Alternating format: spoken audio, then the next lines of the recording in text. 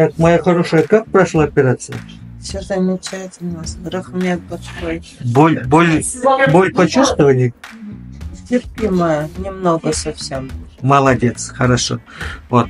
Завершилась только что наша очередная операция.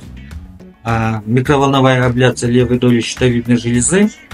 Операция прошла по плану. Пациентка чувствует себя хорошо. Голос сохранен.